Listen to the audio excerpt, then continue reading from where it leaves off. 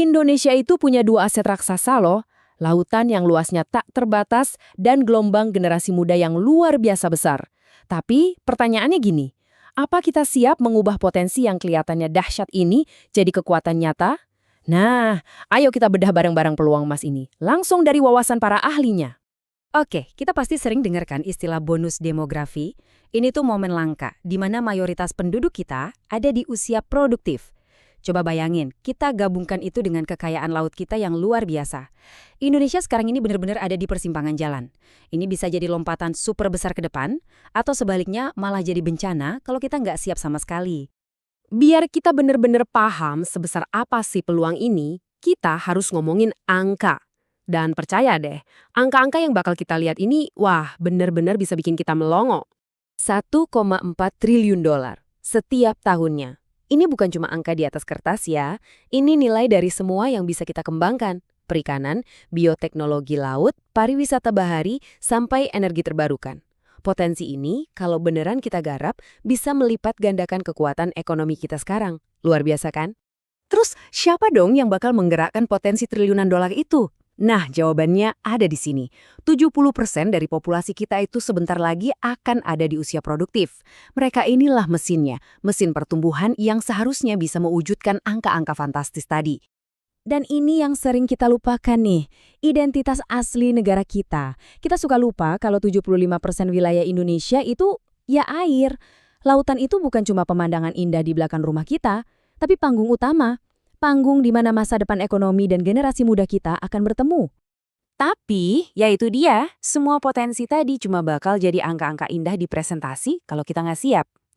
Dan disinilah kita ketemu sama yang namanya paradoks.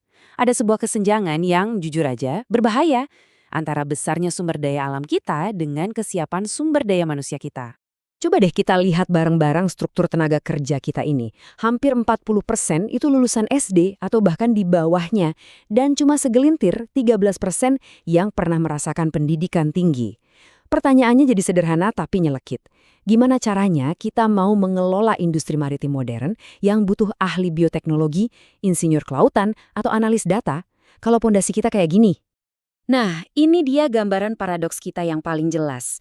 Di satu sisi, ada kekayaan laut yang melimpah ruah. Di sisi lain, ada angkatan kerja kita yang seolah cuma bisa menatapnya dengan bingung. Ada jurang yang lebar banget antara potensi dan kesiapan.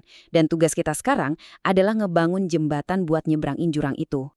Biar lebih kebayang, kita lihat contoh nyatanya ya di sektor perikanan dan aquaculture. Potensi kita itu puluhan sampai ratusan juta ton. Realitanya, sebagian besar, sekitar 80-96% dari potensi itu bisa dibilang belum kita sentuh atau malah kebuang sia-sia. Ini bukan lagi raksasa yang tidur, ini raksasa yang membiarkan hartanya berceceran di mana-mana. Sayang banget.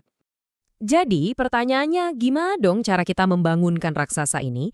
Menurut para ahli, kuncinya itu bukan di sumber daya alamnya lagi, tapi di manusianya.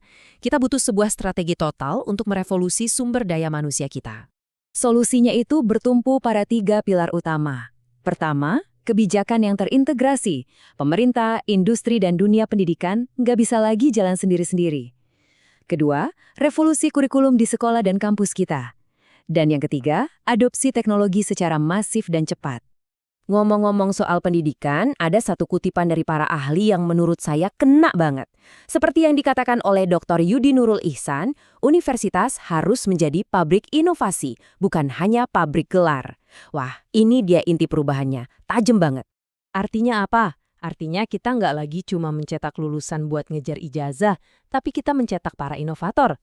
Anak-anak muda yang bisa berpikir kritis, jago teknologi, dan siap memecahkan masalah-masalah nyata di industri maritim, bahkan untuk pekerjaan-pekerjaan yang hari ini mungkin belum kepikiran sama kita. Oke, jadi kalau kita tarik benang merahnya, ini semua mengerucut ke satu hal yang sangat jelas. Nggak ada satu pihak pun yang bisa jalan sendirian untuk meraih peluang ini. Jalan ke depan itu menuntut adanya sinergi total dan sebuah visi nasional yang sama-sama kita pegang erat. Visi besar kita, Indonesia Emas 2045, untuk menjadi kekuatan ekonomi global, itu bukan mimpi di siang bolong loh, sangat mungkin tercapai. Tapi ada satu syarat mutlak, pemerintah, kampus, dan industri harus bergerak barengan, kerja barengan, untuk mentransformasi modal terbesar kita, yaitu manusia.